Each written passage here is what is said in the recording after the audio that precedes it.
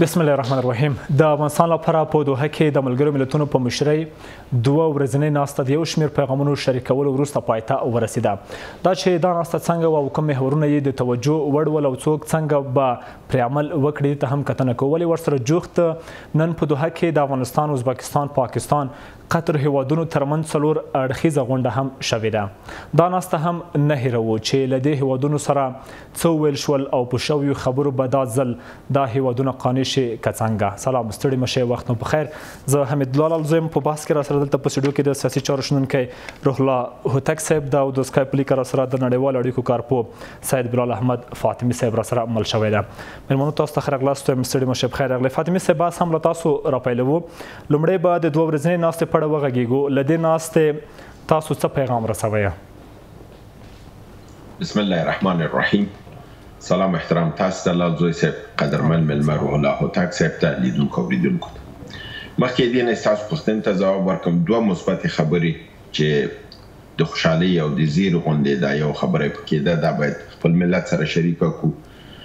قرار د معلوماتو اطلاعاتو چې د رسنیو پکې ګورو وایي چې نن 40 خصوصي مکاتب زموږ د لورګانو او د بچو لپاره د شپږم نمبره ښوونځیو لپاره شروع شوي دي او نن به اوله ورځ چې دا جنکۍ به خپل صنفونو ته ځي. دا نهایت د خوشحالۍ خبر دی، دا د زیري خبر دی، دا د یو تغییر او د تحول خبر دی، دا د هغې ستونزو د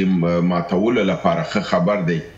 او د تعامل لپاره چې موږ ویلې چې که نړۍ یو قدم راخلي یو قدم باید موږ هم واخلو. دا یو مثبته خبر ده. خدای وکړي چې دا خبر چې موږ اورېدلی دا اصل په اصل رښتیا او نن زموږ بچي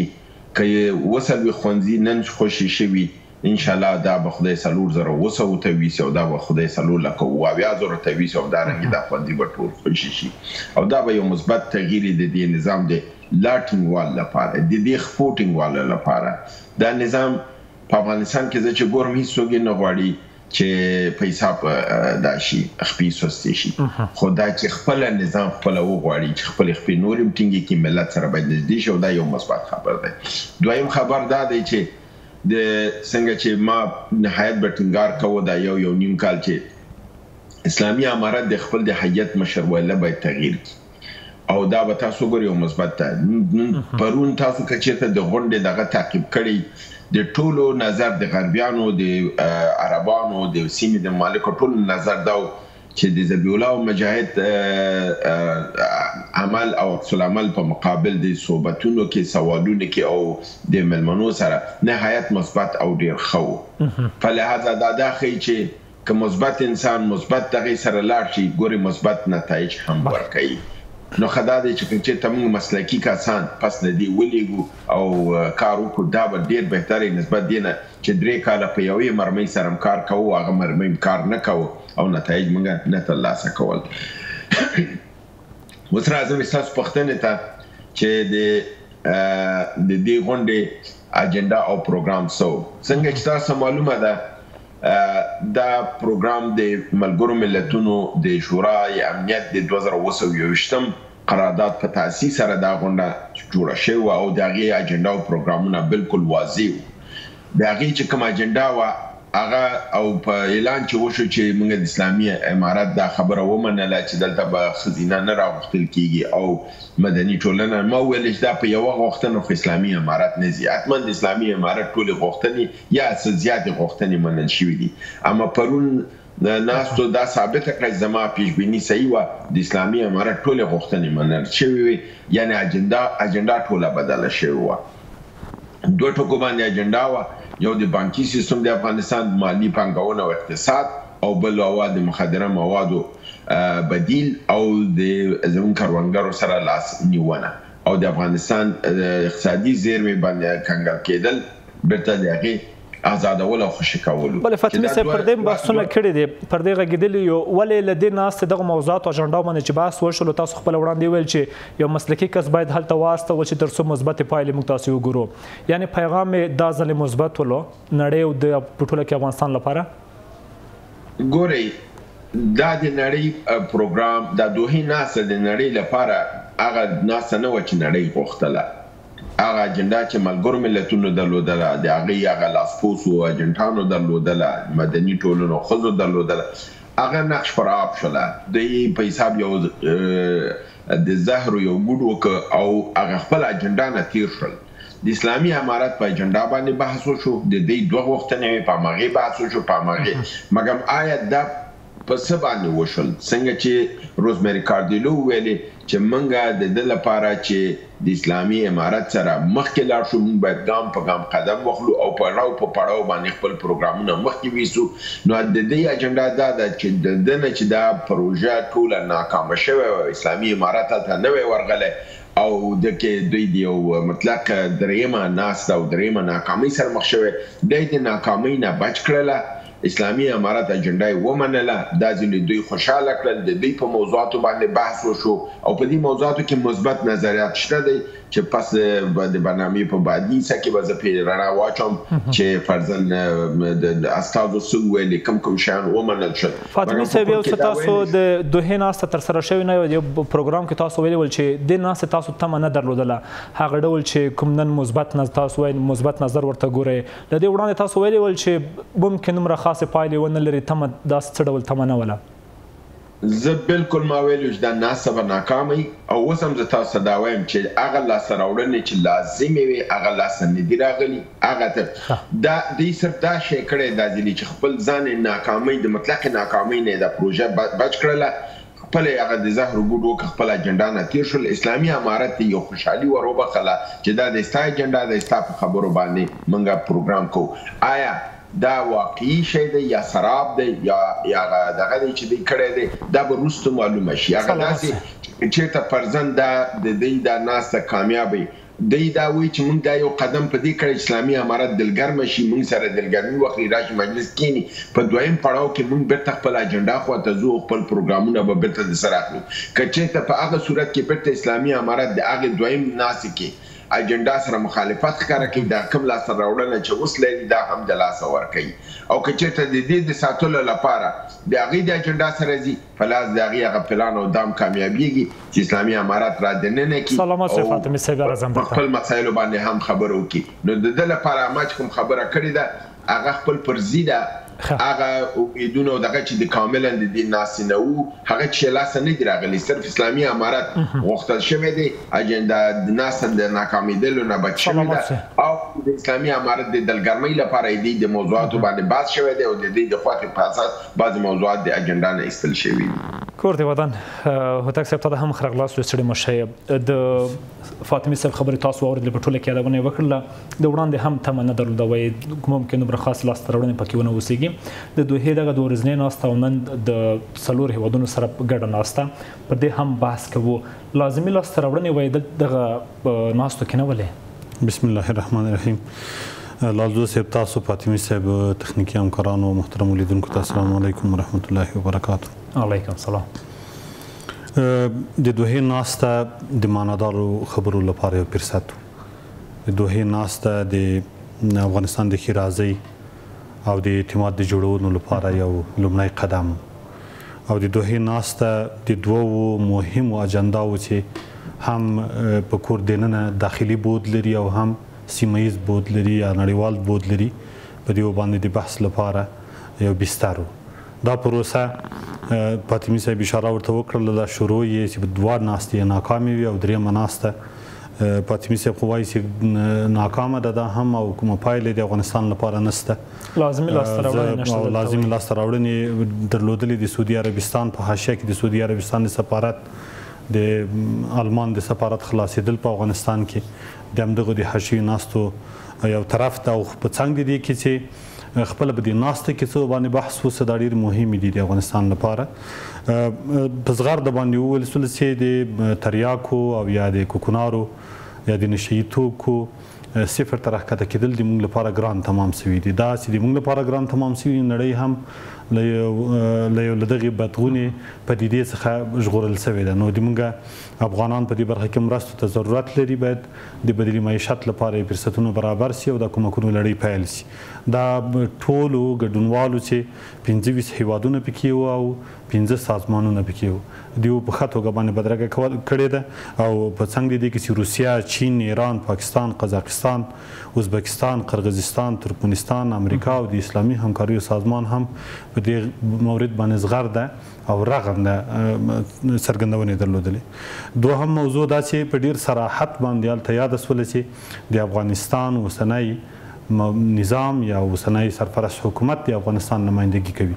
هغه څه چې تر پرونه پورې ورته قایل نه وو، هغه څوک چې تر پرونه پورې دوی ته تقریبا د انزوا کوشش کاوه، اوس یې په میز باندې ناسته ورسره وکړله چې هغه د افغانستان په استازیتوب باندې د دوی د اجنډا سره مخامخ خبره ولاړه مخته سوله. نو زه ویلی سم چې په ټوله کې هغه ټکي چې یاد سوله لکه قرغیزستان چې وایي چې افغانستان ته باید په لوړه کچه سفرونه وشي، دا هغه څه و چې د قرغیزستان د استازي له خولې په دې ناسته کې په صراحت باندې یاد کړی سول او ترڅنګ ویلي چې د هیوادونو دودونه او د هغوی کورني موضوعات باید د هغوی ته پرېښودل شي. یعنې معنا دا چې نور هم دې ته وهڅوله چې د افغانستان په داخلي چارو کې لکه څنګه چې 13 ورځ روسیې ویلي و چې د افغانستان سره باید معنادارې خبرې وشي، دوی هم د هغوی په دوام باندې دا خبره وکړه. دا هم د پرمختګ مرحلې ده، ولې لازم لاسته راوړنې کوم چې فاصلې سره یادوي اوس څه ډول دي؟ د افغانستان او د سیمې په سطحه باندې دننه داسې یو څوک بل هم شته چې د افغانستان د موقف نه دفاع وکړي. دا د افغانستان موقف ده چې د موږ په داخلي موضوعاتو کې به تاسې لاس وهنه نه کوي. بله لاسته راوړنه دغه ده چې په زغرده باندې د افغانستان کارکرد او تعامل په خپله داخلي او حکومتداري په چوکاټ کې دننه وستایل سه. یعنی امریکایانو وویل چې په افغانستان کې شفافیت، په افغانستان کې دننه د فساد مخنیوی، د مخدره موادو سره مبارزه او امنیت دا په دې باندې ډاډ ترلاسه کوو، ویل چې دا په دې برخه کې حکومت بریالی و. هغه څوک چې یو چاته بریالی څوک وایي نو معنا دا چې هغه ته ارزښت ورکوي او دا ارزښت ورکول چې د دې په خاطر نرمښت غوره کړی و هر څه د اسلامي امارات ومنل تر څو د قانون شو بالاخره نور نستو کې هم ورسره ګډون وکړي. بیا ځل راګرځي اجنډا به تغییر وي 50% به سید فاطمی صاحب اوس قانون سوی ویل خپل دریزه به راګرځېدلی وي چې مخکې په دې خپل دریز ولاړ دریز صحیح ده، خو دا بیا وروسته بیا هم پسې معلومه چې د افغانستان د اسلامي امارت پالیسي د افغانستان د منافعو باندې ولاړه پالیسي ده او تقریبا فاطمی صاحب چې څومره ما په مجالسو کې د خبرې او د ناستې تعقیبوم همیشه یې له دې نه ملاتړ کړی ده او په دې برخه کې دننه رغنده ښه نظر او مثبت نظرونه لري. خو زه بیا هم ډاډ ترلاسه کوم چې بیا هم وایم د یو تحلیلګر په توګه باندې او د یو اندوینکو په توګه باندې د ما په ان باندې دغه ناسته د افغانستان د اسلامي امارت لپاره یو لاسته راوړنه وه. داسې وروسته بیا څه کیږي دا بیا بیله خبره ده، هغه بیا بیله موضوع ده، خو دفعتاً چې کوم موږ تاسې بحث کوو ورباندې که وروسته بیا په نړیواله ډیپلوماسي کې دننه د افغانستان لپاره خنډونه تراشل کیږي، افغانستان به له هغه انزوا نه راوتلی وي، سفرونه یو طرفه فیصله ورباندې کوله، نن په میز باندې خبره ورسره کوي. یو څه بل یاد شول د ښوونځیو مسله معلومات لرئ؟ 40 خصوصي ښوونځي 13 ورځ حکم ورکړل شوی ده او د دې په برخه کې دننه اقدامات له لاس لاندې نیول شوي دي، دا لړۍ پسې پیل کیږي. او هغې کوم مرحله ترسره شو بالاخره دلته داسې ګام پورته شو که له وړاندې پلان نیول شوی و؟ نه، دا تر د دوحې پورې تړلې موضوع نه ده، دا داخلي موضوع ده او د کور موضوع ده. زه فکر کوم چې دا باید ومنو چې د افغانستان اسلامي امارت د کور مسایل په بین المللي او نړیوال سازمانونو په خوله باندې نه حلوي، دا په کور دننه موضوع ده. دا د ما او د تا غوښتنه هم ده، د فاطمي صاحب هم ده، د نور ملت غوښتنه هم ده. موږ حق لرو چې له حکومت نه ولې 40 ښوونځي نور ولې پاتې برخه کې موږ پاتې راغلي یو؟ نو خو دا خو ما ویل چې دا د موږ غوښتنه ده چې 40 نه 4000 خلاصول غواړو، موږ د ټولو دروازې یوازې خلاصول غواړو. ما ویل چې دا د موږ د کور دننه مسله ده، موږ دا په هغو پورې ربط نه ورکوو او د افغانستان د اسلامي امارت سرپرست حکومت او خصوصا ویان دي په ډاګه باندې وویل چې موږ خپل کورني مسایل په نړیوال سټیج کې نه حلوو، موږ په داخل باندې د حل لپاره ژمن یو او د دې ترڅنګ چې ژمن یو او دا د ملت حق ده چې موږ نه غوښتنه وکړي. موږ هم د افغان په توګه باندې د دې غوښتنه کوو او په صراحت هم ورباندې کوو چې په دې مورد باندې باید کوټلي ګامونه پورته شي. اعلان یې کړی چې 40 ښوونځي تر اوسه داسې غوغاوې دي، خو رسمي اعلان چاته په لاس نه ورغلی؟ نو مال چې خصوصي هغه دي د ښوونځي دي هغه خصوصي ښوونځي چې فعالیتونه یې درول سوي او تللي دي اجازه اخیستې د بیرته خپل شاګردان راغوښتي د کوم اعلان ته ضرورت نشته خو وړاندې هم دوی اجازه غوښتې وه خو مخکې خو ملحوظات خپل درلودل خو د دې لپاره محیط برابر سوی ده هغه مختلطه برخه اوس نشته نارینه پکې نشته اوس اذان استخدام کړي دي هغه کوم نورم چې ورته پیشنهاد سوی و هغه د تطبیق مرحلې سره د معیارونو سره برابر سوی ده نو بیا اجازه ورکړل سوې ده چې یعنې داسې ښکاري چې د پاتې ښوونځي به هم په همدغه چوکاټ کې چیرې دغه معیارونه ورته اولویت وګرځول شي او زمینه ورته مساعده شي په نورو موردو باندې به اقدام ترسره شي.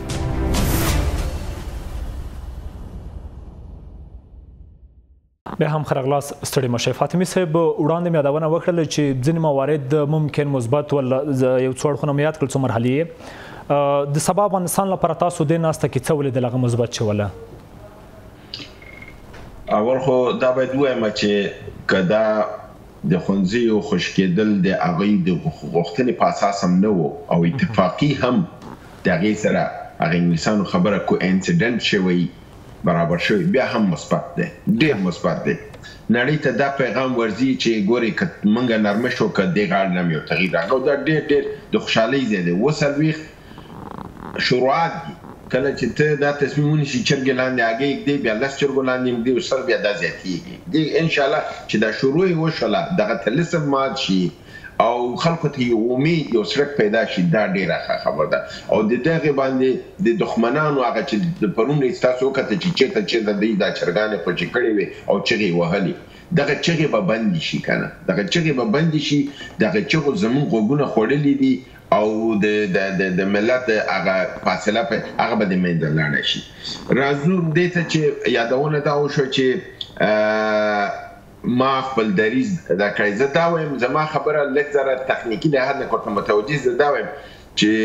په ظاهري توګه اسلامي امارات اوس لاسته راوړنه لري خو آیا دغه پیاله د زهرو چې هغوی اوس ځان ته د هغوی په حساب ګوټ کړې ده آیا په بل ناسته کې به اسلامي امارات آماده چې دا زهر دی ګوټ کړي یعنی هغه څه چې اوس یې نه دي منلي دویمه ناسته کې بیا دی باید ومني. زه د دې پیسه کې د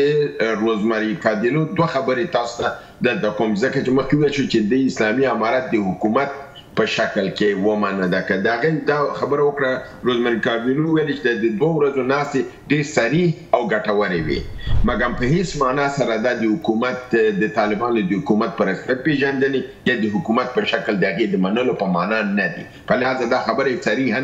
رد کړې ده. دویمه خبره دا کړې ده موږ یو اصولي کړنلاره پړاو په پړاو د پایلو او ژمنو څخه په څرګند درک سره تعقیبوو. موږ لا هم د دې بهیر نه د بهیر په پیل کې یاستو یعنی دا کړه چې موږ دا کار شروع کړی دا قدم په قدم پړاو په پړاو کو دی اول پړاو اسلامي امارات خبرې موږ واورېدلې د بعضې شیان موږ ومنل بل پړاو کې به بیرته د ښځو مسلې باندې کینو په بل پړاو کې به بیا د استازي په تعینېدل کینو.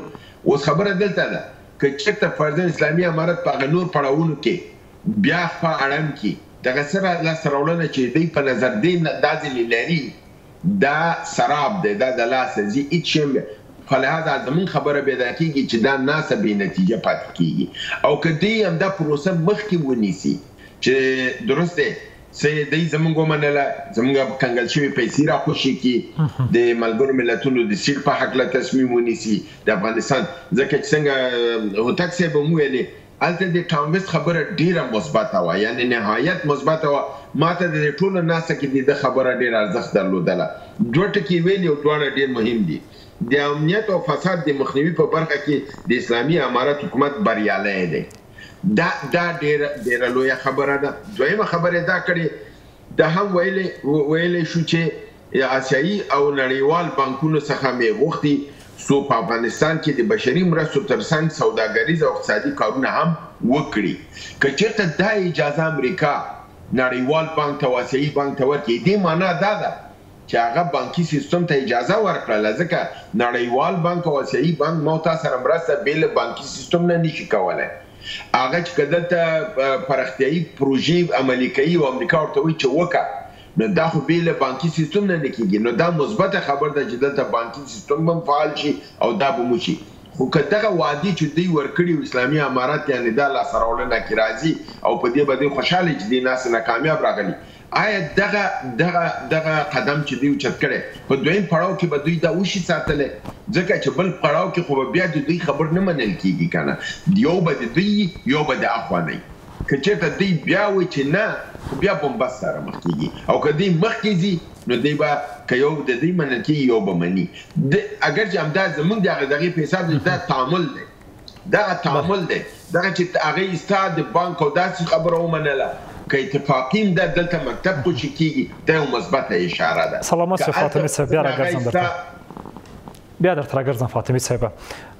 هوتک صاحب دا ځل که د اسلامي امارت غوښتنې ومنل شولې راتلونکو ناستو کې اجنډا کې به ځینې څه وي چې باید اسلامي امارت ورسره ومني تر څو دغه اجنډا ناستو کې ګډون وکړي څه فکر کوئ هغه څه چې چالشونه وي او خطرونه دي خطر زنګونه وي اسلامي امارت ورسره مني او قانع کې بالاخره غاړه ږدي په مغه ناستو کې ګډون وکړي بیا زه فکر کوم چې د حالت به بیخي ډیر بدل ده د وضعیت د افغانستان اسلامي امارت په وړاندې باندې کوم یو موقف چې اوسنی ده دا د ستایلو ده دا د تعامل غوښتنه چې دوه طرفه سوې ده دا په جای غوښتنه ده داسې د افغانستان د منافعو او د افغانستان په مواردو باندې بحث محوري بحث ته په نړیواله سطحه باندې دا یو ښه فرصت ده او له دغه فرصت نه استفاده کول دواړو خواو ته ډیر موثریت خصوصا د افغانستان لپاره ډیر اړین ده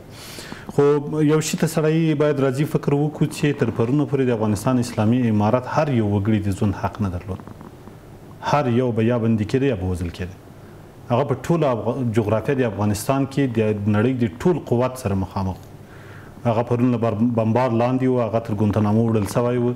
هغه په باګرام کې شکنجه کېده هغه په آخر کې له تیاري نه چې په تیاره کې ځای نه و په هلمند کې غورځاوه هغه په کور دننه د شپې په چاپه کې دننه له اولاد سره یو ځای لوپه کېده د هغه کور ورانېده د هغه په مدرسه باندې بمبار کېده د هغه څه و چې مخامخ ورسره ولاړ و نن څنګه اوس حالت ته وګوره یعنی موږ هغه مبارزه هغه استقامت تر دې حد را رسېدلی ده هیڅ کله به دې تصور نه کوو چې هر کله به برنده امریکایان وي او هر کله به موږ ته دام ږدي دا دام کېښودنه ساده نه ده تاسې لفظوي چې متوجه سوي چې خبرې ته چې زه څه کوم پرون ما څه وویل پرون په افغانستان کې دننه د دې امارت په وړاندې د دې بشر په وړاندې د دې افغانستان په وړاندې کوم ناکاردانه کېدله فساد دې و چېرته رسولی و وژنه تر کوم حده پورې وه امنیت چیرته و کوکنار چیرته و بالاخره د قدرت جزیرې چیرته وې د دې مبارزه د هغو ټولو په وړاندې حقانیت ته ورسېدله که نه نن د سټیج په سر باندې سره ناستې دي دوه ناستې د انزوا په خاطر باندې وکړله اوس چا انعطاف کړی امریکایانو انعطاف کړی غربیانو انعطاف کړی ده که امارت انعطاف کړی ده هېڅکله امارت د افغانستان په منافعو کې انعطاف نه ده کړی ولې فاطمي صاحب وایي که نن دغه جنډاو کې ځینې برخې ووتلې لکه د ښځو ګډون د افغان مېرمنو یا که دا اجنډا کې شریکېږي چې د ښوونځیو په اړه بحث باید وشي د هېواد په کورنیو مسایل لکه څه ډول چې اسلامي امارت دا کورنۍ مسایل دي او دا به ژر حل کېږي اړتیا نشته چې دغو باندې بحث وشي دغو څخه به تېرېږي او بالاخره هلته به ناسته کې تر څو دا ومني فکر کوې دغه څه ته غاړه ږدي اسلامي امارت زه به صراحت باندې وایم هېڅکله افغانستان اسلامي امارت اوسنی سرپرست حکومت له نړیوالو سره د کورنیو یا د داخلي موضوعاتو په سر باندې خبره نه کوي او نه یې په هغو باندې حلوي همداسې لکه دا 40 مراکز چې اوس د ښوونځي خلاص شوي وو سبا به د دې لپاره هغه خپل معیارونه وروستي کړي د خدمات به ورته برابر کړي او دا د دې ملت حق ته دا به خلاص شي دا بانه به وتړل شي څه کوې ګوره لومړی دا چې په دې 15 لسیزو کې په افغانستان کې داسې یو نظام نه و چې مسلط وي یوه مسله به دا ورسره واخلو او اوس خپله د وروسي استازی هغه استازی چې دایمي استازی دی په ملګرو ملتونو کې هغه په صراحت باندې وایي چې د افغانستان واکمنان دي او دغه یو حقیقت سترګې نشي پټولی دا یوه برخه او راټول څخه ځینې چارواکي هم بس بل مهمه دا ده بل مهم دغه ده چې نړۍ تقریبا اوس په یو څو بودونو کې نور هم مصروفه ده په اوکراین کې مصروف ده غربیان خیم اروپایان خیم او دغه ډلې په فلسطین کې مصروفه دي زه نه غواړم یا دوی هم نه غواړي او فکر نه کوم چې دغومره صراحت هم پکې موجود وي چې بیا د دې لپاره زړه ښه کړي چې د افغانستان هم د دوی لپاره یو دردسر واوسیږي اصلي مسله دلته د اقتصاد مسله ده جناب لالزوی صاحب فاطمي صاحب نه پوهېږم چې په دې برخه کې به څومره راسره موافق وي هر یو ملک خپل منافع لټوي که دلته د 25 ملکونو په دوحه کې خپل منافع لټولي امریکانو خپل منافع ولټولي پس غرب باندې ویلي چې موږ یعنی ټام ویسټ ویلي چې د بشري مرستو سربیره تجارتي او اقتصادي کارونه وکړي دا نور ته نه دی ویلي دا هم کوي دوی خپل هم غواړي چې په افغانستان کې د سرمایه ګزاري لپاره او د خپل منافع د تامین په خاطر باندې مخ ته لاړ شي همدغه رقم تاسو وګورئ چې چار جانبه خبره راغله له پاکستان چې تر پرونو پورې په ناندرۍ باندې اخته و نن به په اقتصادي برخه کې دننه په افغانستان کې نور ناامنۍ ته لمنه نه وهي نن به جنوبي اسیا له مرکزي اسیا سره د وصل لپاره په همدغه د اوسپنې په پټلۍ باندې وصل کېږي قطر به په دې برخه کې سرمایه ګزاري کوي او ترانزیت نه افغانستان هم استفاده کوي یا تاسې ورسې د آصف دراني خبرو ته په همدغه برخه کې هغه هم ویل چې موږ په اقتصادي برخه کې ولاړ یو نورو هیوادونو مختلفو هیوادونو په دې برخه کې خپل نظرونه د اقتصاد په برخه کې کول لا زه صاحب دا خبره تکمیلومه دا خبره به داسې تکمیل کومه چې خبره د اقتصادي منافعو ده بحث اقتصادي منافعو کې اجنډا په اقتصادي منافعو باندې د اړتیا د اقتصادي اتصال ده په افغانستان او د سیمې هیوادونو اوس چې سره لا یوه خوله سوي دي همدغه د افغانستان د اسلامي امارت د اقتصاد محور استراتیژي بحث ده د همدغه اقتصاد محور استراتیژي بحث نن د دې فرصت برابر کړی ده چې غربیان هم معنادار خبرو ته کینی هغه خبره چې په نور روسانو کړې وه هغه خبره چې د معنادارو خبرو په مورد باندې امارت په دې 3 کلونو کې یادونه کړې وه هغه څه چې موږ یو نتیجې ته سره رسېدلی شو د تا په بهرني بود کې په سیاست کې یوې مشورې ته نه داسې ته ما په داخلي مواردو کې بحث له ما سره کوي نو بنان زه فکر کوم چې پرونی توره ورځ پرونی چاپې پرونی بمباري پرونی د دوی ټول د ناټو او د 40 هیوادونو موجودیت په افغانستان کې نن دې حالت ته رسېدلی ده چې په 3 هیواد یا په 10 هیواد کې چې هغه کوربم وي هوټل یې ورته نیولی امکانات هم په واک کې ورته ورکړي وي او د هغه تر څنګ هلته خبرو ته غوږ هم نیسي پریزنټیشنونه م اوري ګزارش هم اوري او بیا له هغه نه وروسته بیا خوښي هم ترې څرګندوي ستایي یم چې د تا نظام په دې برخه کې ښه لاسته راوړنه لري او یو درست نظام ده نو په دغه صورت کې بدلون راتلونکي لپاره هم مهارېدلی سي هم مدیریت کېدلی شي خو غوښتنه مې دا ده افغانان په ټوله کې افغانان او د هغه تر څنګ جمع حکومت یې دا باید یوه خوله ووسیږي دا باید د خپل نظام د پیاوړتیا په خاطر باندې لا کوټلي ګامونه پورته کړي او یو مثبت اقدامات ترسره کړي تر څو پورې موږ وحدت ولرو موږ کې رخنه رامنځته نه شي او موږ یو بلې نیابتي برخې ته رانشو فاطمې ورګرځو هوتک صاحب نن په دوحه کې افغانستان ازبکستان پاکستان او قطر هیوادونو ترمنځ 4 اړخیزه غونډه هم شوې ده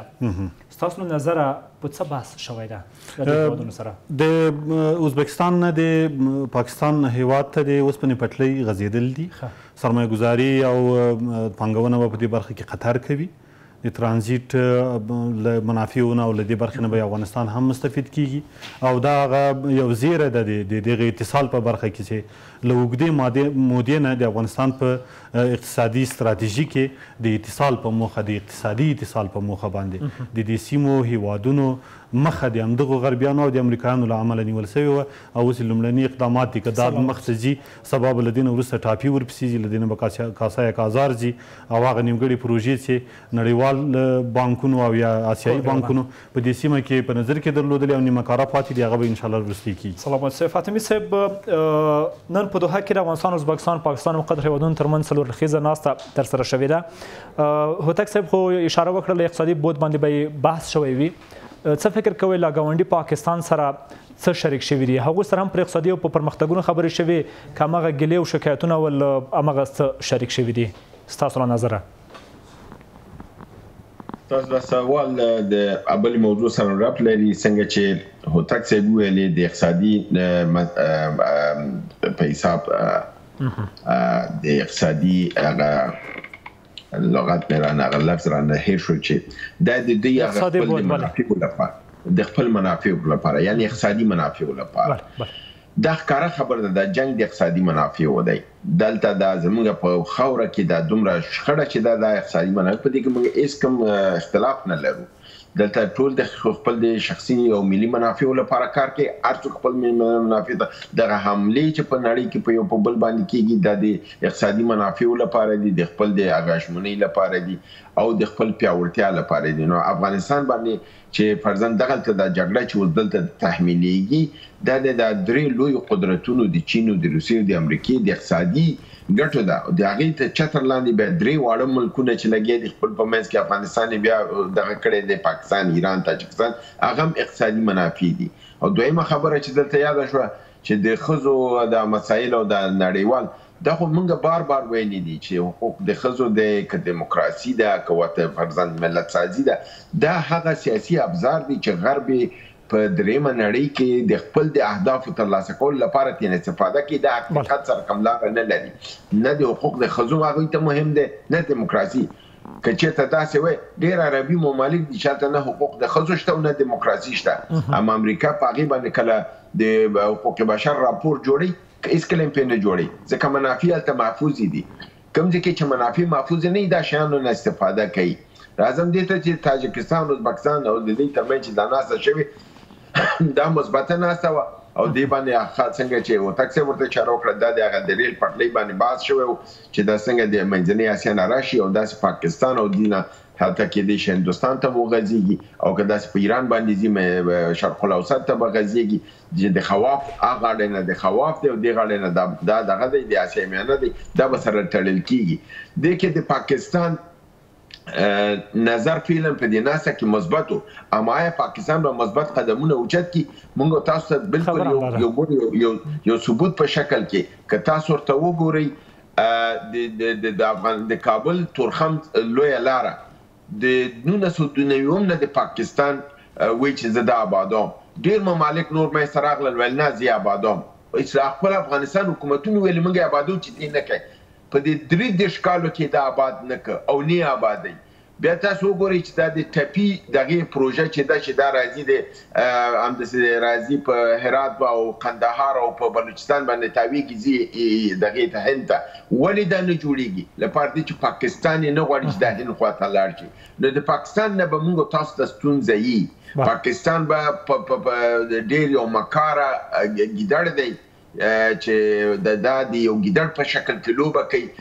په مجلس کې یو څه وي او شاته بل څه کوي مګر تاجکستان ایران او دا ممالک ټول او چین او روسیا دا په دې اقتصادي پیاوړتیا کې صادق دي دوی غواړي چې واقعا دغه سیمه امن کې شي چې موږ اقتصادي پیاوړتیا خواته لاړ شو افغانستان هم په خپو ودرېږي یو په پاکستان باندې اعتماد نه دی پکار شک پې پکار دی او هغه همیش رزیلانه لوبه کړې ده او کوي خو انشاءالله امید دی چې دا خپل اقتصادي وضع خرابه ده او سیاسي وضع دا به خپل په مرض انشاءالله گرفتار شي او افغانستان به د پیاوړتیا د وسایل د آرامۍ او د واقعا اسلامي نظام تر چتر لاندې افغانستان خلک به د پس له 40 کالو نه د آرامۍ د هوسایي یو ساه وباسي او انشاءالله زموږ وطن به پیاوړتیا خواته لاړ ډېره زیاته مننه فاطمه صاحب او افغانستان به ودان شي درنو لیدونکو لنډه د ملرو بحث دوام لري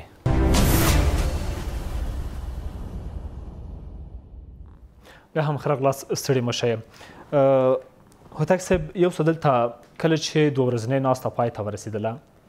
نن بیا د مدني ټولنې ناسته د اسلامي اماراتو له چارواکو پرته دا ناسته به څه ډول وي نو دا د افغانستان تقریبا په مسایلو کې دننه یو نوع حاشیوي ناسته ده چې حاشیوي ناستې ډېرې کېږي چون اکثره هیوادونو لا اوس هم د افغانستان او یا د ملګرو ملتونو د سازمان دغه تعامل له افغانستان سره له شک په سترګه باندې ورته ګوري او دا یو نوع د دې په وړاندې باندې اعتراض امیزه ویناوې درلودلې بخپله په کور دننه هم یعنی د افغانستان کې نه په بهرني افغانان چې په افغانستان نه بهر اوسیږي هغوی هم نوی اعتراضات درلودل او د تېرې ناستې کې هم ځینې ژمنې له دغو خلکو سره سوي وي د هغو د پاللو یعنی ملګرو ملتونو سازمان کړی وي هغه څه چې له هغو سره ویل سوي وو چې په تېره ناسته ناکامه سول هغوی دا ورته ویلي وو چې موږ به امارت راولو دلته به کېنولي تاسو خبرې به اوري او موږ به فشار واردوو موږ به تعزیراتو ته ادامه ورکوو موږ به دلته د نورو مسایلو اسلامي اماراتو نه غوښتل چې دوی ورسره حاضر شي او ناسته کې ګډون خو په تېره ناسته کې حضور ونه درلود د همدې له امله چې یو مدني ټولنه د افغانستان د وګړو استازیتوب نشي کولی او دا وارې ملګرو ملتونه خو به له خلکو خواو سره کیني دا تقریبا زه حق بولم چې له ټولو خواو سره ناسته وکړي هغه څه چې ملاحظه لري هغه څوک چې دا پروسه په جریان کې اچولې ده او د هغو لپاره ځینې بنسټونه جوړوي او لاره هواروي تر هغو اعتماد حاصل شي. سلامت او ملامت هم پکې شته دی، نو څه ډول نو نظر دوی فکر کوم دا دوحه فیصله کونه هغه نه وه، ده ناسته نه وه چې په دې کې به فیصله کېږي. فیصله خو به د امنیت په شورا پیغام خو رسول کېږي، نو امنیت شورا ته به دا ټول څه وړاندې کېږي. زه فکر کوم چې همدغسې دا دوه موارد دلته سوي دي چې څلور بوده لري، دا دوه په ذات خپله کې هر یو له ځان سره یوه ضمیمه لري دې مواردو. دا ټول څلور مسایل دي، دا څلور واړه مسایل تقریبا د سیمې د هیوادونو مشترک مسایل دي له افغانستان سره. دا به د امنیت په شورا کې دننه حتما مثبت هغه لري، دا انځور لري او تقریبا مثبته پایله به له ځان سره ولري. دا چې اوس دا وروستۍ حاشیې مسله ورځي، د حاشیې موضوعات فکر نه کوم چې د امنیت شورا سره شریک شي. یعنې که ناسته هم ترسره کېږي ګټې پای نه، دا رسمي ناسته نه ده، د نورو هیوادونو یوازې نظر اورېدل کېږي، خو نظر خو شریکېږي، نظریات به واورېدل شي، نور به داسې مثبت انځور به ونه لري او دغومره جدي هم نه دي چې خالي د دې لپاره ما ویلي چې د ملګرو ملتونو سازمان دا دوه ناستو کې دننه د دې خلکو سره نږدې پاتې سوی و او ځینې موارد ورسره شریک درلودل، له هغوی یا د قانع کولو په خاطر باندې یا د اعتماد د راوستلو په خاطر باندې به له هغوی سره ناسته ولري، ولیکن رسمي بڼه نه لري. وړاندې مې یادونه وکړله چې دا ناسته ګټوره وه او که همداسې دوام وکړي ممکن ډېر څه په لاسته راشي. پاکستان سره هم دغه څلور اړخیزه غونډه چې وشوله، پاکستان هم ګډون پکې درلود، ځینو مواردو کې هرکلی هم کړی و. فکر کوئ هغه کوم تورونه چې پر کابل نن پاکستان لګوي، اسلام آباد یې لګوي، تورون څخه به لاس واخلي، قانع شوي به نه وي؟ پاکستان په کور دننه خپل کشاله لري، لکه فاطمي صاحب چې اشاره ورته وکړله، په خپل رنځ باندې اخته ده. خدای دې دا رنځ نور هم ډېر کړي چې له داسې ګوتڅنډنو نه او له داسې رنځ چې ډېرېږي او لاس خوله یې افغانستان ته راوړي به خبره په همدغه ټکي کې ده. دوی د یو اذهانو د مغشوشولو په خاطر باندې کله داسې هڅه کوي. ما په پارلمان کې د مولانا فضل الرحمن خبرې واورېدلې، هغه ورته ویل چې دا نخرې ستاسې کوئ یا دا رقم تاسې مخ ته ځئ، په دغه 15 کلونو کې تاسې په افغانستان کې کوم څه کارونه مخ ته بولي دي، ډېر زر ده که تاسې دا رقم ادامه ورکوئ، د خپل ملت ته یې دا خبره کوله چې د صوبه سرحد به ټول زر په امارات باندې بدل شي. یعنې معنا هلته د حقوقو جګړه ده، هلته د هغوی د خپل ملتونو تر مابین نارضایتي ده، هلته د حکومت شدت ته فشار ده، هلته په صراحت باندې ویل کېږي چې هغه تروریزم او ترهګري د درویشي تر شا پورې ده، د پوځ د درویشي تر شا. هغه په اردو کې هغه الفاظ یې د ما یاد دي خو نه غواړم چې یاد یې کړم دلته، خو لیکن د افغانستان په مورد باندې دوی همیشه پردوی برنامې تطبیقوي. پاکستان او پاکستان په دې وروستیو کې دا تورونه لګوي او ځینې پروژې په لار اچولې دي. دا ځل قطر او د افغانستان هم په حضور کې ناسته ترسره شوله. فکر کوي دوی باندې اندېښنې شریکې کړې وي، که شریکې کړې وي له دې خوا به څه ډول ډاډ ورکړل شوی وي؟ ځکه چې فقراتو پلاوي راغلل، ملا فضل الرحمن مولانا فضل الرحمن راغی کابل ته، بالاخره وروسته نور پلاوي راغلل، پایلې تر اوسه نه دي پټاکې شوې، د خبرو لارې قانع نه شوله. پایلې یې ډېرې صراحت باندې وې. کله چې وروستۍ ناسته په افغانستان کې کېدله، د افغانستان د داخله وزارت مرستیال عمري صاحب په ډېر صراحت ورته استطاعت دوه مخه شیطاني سیاست ده د افغانستان په مورد باندې، د تا ستونزه د تا خپله ستونزه ده، ستونزه دې په خپله حل کړه. هېڅکله د دې کوشش ونه کړي چې د موږ روابط له نورو هیوادونو سره په خپلو داسې ناکردو باندې خراب کړي. خو زه ما یوه خبره مخکې کوله چې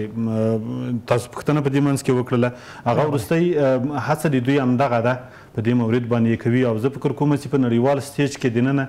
هغه برنامه چې له غرب نه امریکانو یا د برطانیې هیواد پاکستان ته ورکوي، هغه په سیمه کې یو نوع تطبیقوي. زه وایم که چیرې بادار یې راضي شي، د پاکستان تشویش نور نسته، ځکه اکثره د پوځ واګې د پاکستان د امریکایانو په واک کې دي. بادار راضي نه ده، نو بادار یې که چیرې راضي شي، هغه ستاینه د امنیت وکړي، هغه ستاینه د شفافیت وکړي، هغه ستاینه په افغانستان کې د همکاریو د اقتصادي پر رغښت وکړي. په دغه صورت کې به پاکستان په دې مورد باندې کوم اقدامات ترسره نه کړي. که تنها پاکستان هم افغانانو ته ورپاتې شي، داسې له ټولې ناټو سره جنګېدلی شي، فکر کوم په کور دننه له دې مشکلاتو سره به پاکستان د افغانستان په وړاندې باندې قد علم ونه شي کولی. سلامات، شکر دی ودان. فاطمي صاحب، بحث به هم راټولوو، څه باید وشي تر څو که بیا ځل لپاره د افغانستان پر مورد د ناستې نیول کېږي، اسلامي امارات ته د ګډون بلنه هم ورکول کېږي، په څو مرحلو کې بالاخره هغه د ګټو په اساس، د ملي ګټو د ارزښتونو په اساس ومنل شو، بالاخره عمل ته ګډون وکړي، هغه به څه ټکي وي، څه باید په نظر کې ونیول شي تر څو د سبا افغانستان پر ګټه اوسېږي؟ ګور، یو اصولي او اساسي خبره چې دا ده چې هیڅ افغان د خپل ملي ګټو په خلاف باندې نه غیر ودرېدی شي او نه خبرې کولی شي. هر هغه افغان چې د ملي ګټو په خلاف خبرې کوي، هغه یا ایجنټ دی یا خرڅ شوی دی یا سوچ افغان نه دی. ځان ته یا خراساني وي یا افغانستاني وي یا افغان هم ځان ته نه وایي. موږ هر هغه څه چې په افغانستان کې غواړو د ملي منافعو د افغانستان په ګټه کې غواړو. موږ هیڅکله دا نه دی ویلي چې اسلامي امارت د ټولو خطوطو نه تیر شي، خدای ناخواسته خپل دین او ایمان سره د هر څه نه، دا هرګز موږ نه دی همیش دا خبر موږ کړې ده. هر هغه څه چې د قرآن او سنت سره په ټکر کې نه دي او اسلام ملي منافع پکې شمنې دي، د هغې سره مطابق طرفدار وکړه. نو زموږ هیله همدا ده چې د نړۍ سره د تعامل لپاره، ځکه تعامل وایي دی ته چې یو تجزاج یو جانبه نه یو څه اوس دا خوندي که دوی خوشي کوي دکې ګوره دکې زما ګټه ده که د امریکې زمونږ ګټه ده، زمونږ خپل د خاورې ګټه ده. په لحاظه د غربیانو د هغه ګوډاګیان چې کوم یو په دې کوڅو کې خوشي کړي دي او جیبونه ورته ډکوي او پټرول پکې اچوي او لکه بلډوزر غوندې خوشي کوي، د هغې خولې به ټپې شي، هغې ته به هغه بهانه نوره ختمه شي. موږ وایو د دې خولې ټپې کوي، د خپل د ملت خبره به مو منل شي. نو که چېرته موږ دارنګ مثبت اقدامات داخل دي نو خوره کېم کوو او بیرون هم ځو مثبت قدمونه اخلو، په لحاظه ټکر د منځه ځي، مثبت تعامل منځته راځي، نړۍ به افغانستان نور هم په رسمیت وپېژني. موږ همدا وایو چې دا نظام به نور هم پیاوړی شي په عوض د دې چې ضعیفه شي. که موږ د نړۍ په خلاف هم ځو، د ملت په خلاف هم ځو، نو هغه وخت دی چې نظام تضعیفه کېږي، فاصلې جوړېږي. زموږ ټول ټینګار یا دغه دومره چغې پغې چې وو د دغې لپاره وهو چې وروره د 1 میلیون شهیدانو وینه باید ضایع نه شي. موږ او تاسو باید یو بل جنګ خواته لاړ نه شو، کوم شی زموږ او تاسو ګاونډیان په بد رقم سره غواړي. موږ باید ځان د دې نه بچ وساتو، خپل مثبت قدمونه اوچت کړو. هر هغه څه چې زما او ستا د نظام په ګټه دی هغې ته باید په خراغلاس وایو. هر هغه څه چې زما او ستا په غاړه دوباره د غلامۍ حلقه اچوي د هغې نه باید ځان ته نجات ورکړو. نو زموږ نظر خو همیش دغه دی او په دغې ولاړ یو او په دغې باندې لګیو خبرې کوو. د همدې په رڼا کې کله چې ګورو چې خط کږېږي لږ تنځو، کله چې پوهېږو چې مثبت روان یې ورته وایو چې ډېره ښه خبره ده. یعنې فاطمي صاحب ستاسو له نظره حل لاره دا ده تر څو لومړی د کور ستونزې حل شي بیا د مجالسو ته په ډاډه زړه لاړ شي؟ کاملا دا د اول نه موږ دا ویلي چې موږ وایو چې دا زما داخلي مسله ده، دا د خارجیانو نه ده. که د ښځو مسله ده، که د قانون مسله ده، که د ښوونځیو مسله ده، زما داخلي مسله ده، که پراخ بنسټه. نو په لحاظه راځه چې خپل مسایل اول حل کړو چې نړۍ سبا راته دا ونه شي ویلی چې ستا کې دا ګناه ده. زه به ورته وایم چې وروره ګوره لکه مواد مخدرو مسله اوس افغانستان اسلامي امارت فاطمي صاحب وخت هم د پلونډو دښمن هم په دې باندې اقرار کوي چې اسلامي امارت دا کار کړی دی او دغه بهانه نور نشي نیولی. حتی اوس خپله بیرته وایي چې هغې ضرورت لري باید تولید شروع شي او موږ دا وایو چې که هغې ورته ضرورت لري تولید غواړي، موږ باید د نړۍ سره داسې یو قرارداد وکړو چې هغه کې موږ قانوني شکل باندې د مواد مخدر تولید شي او خارج ته ولیږل شي. هند دا کار کوي، ترکیه کوي، استرالیا کوي، دغه مخدره ټوکي کوي او د بینالمللي قانون لاندې خرڅوي. ډېره زیاته مننه. موږ تاسو د هر څه د قانون تر چوکاټ لاندې کولی شو. هوتک صاحب وروستی نظر ما اورود، څه باید وشي، حل لارې څه کیدلی شي؟ فاطمي صاحب وایي د کور ستونزې د حل شي بیا به وروسته د له نړۍ سره ستونزې حل کیدلی شي. د فاطمي صاحب د خبرو په کامل تایید سره هیڅ یو افغان نه غواړي چې خپلې فرهنګي، کلتوري، دیني حتی د هیواد په سطحه باندې منافع دا له پښو لاندې شي. دا که هر نظام یې کوي ملت یې د هغو په وړاندې باندې ولاړ دی. هیڅ افغان د دې لپاره زړه نه ښه کوي، خو د دې د پیاوړتیا او د دوی د لا د کرسۍ په کېنولو په خاطر باندې چې موږ منافع ولرو او ویې ساتلی سو او یا ښه مدیریت او ښه رسالت ادا کړو، نو په دغه صورت کې دننه باید د کور په داخل کې کومې ناکردي او ناخوالې چې دي دا باید حل شي. دا په هر عنوان باید حل شي. باید هماغه څه چې په نړیواله سطحه باندې دننه زه چې په دریو بودو باندې یې شم، یو داسې د کورنۍ مسله ده، په دې مورد باندې کوم اقدامات غیر له دې نه چې په ځینو برخو کې دننه ځینې کشالې حل شوي دي، که 10 دي که 8 دي، خو لیکن بعضې مهمې برخې چې خلکو د بانې په لاس باندې ورکړي دي د حل غوښتونکي هم ملت ده، هم سیاسیون دي او هم هغه څوک چې صاحب نظر دي د مورد باندې خپل ملاحظه لري. دویمه د سیمې په سطحه باندې دننه دوی ډېر کوټلي ګامونه پورته کړل او نتیجه یې همدغه ده چې د سیمې هېوادونه د افغانستان لابیګران جوړ کړي دي او اوس یې غربي نړۍ د دې لپاره اړ کړې ده چې له افغانستان سره د تعامل لپاره لاره خپله کړي. خو په نړیوال سیاست کې دننه هم دغه پرمختګ چې په همدغه دوحه کې باب خلاص دا به هم یوه مهمه لاسته راوړنه وي. د دې لپاره د باید آمادګي ولري تر څو پورې موږ یو وصاف، ځان بسیا او د راتلونکو بدبختۍ نه خلاص افغانستان ولرو. کور مدان له دواړو مېلمنو څخه مننه چې بحث کې مو ګډون وکړل. سلامت اوسئ. درنو لیدونکو له تاسو هم مننه. بحث پر همدې ځای پای ته رسوو. تر بیا ښې چارې.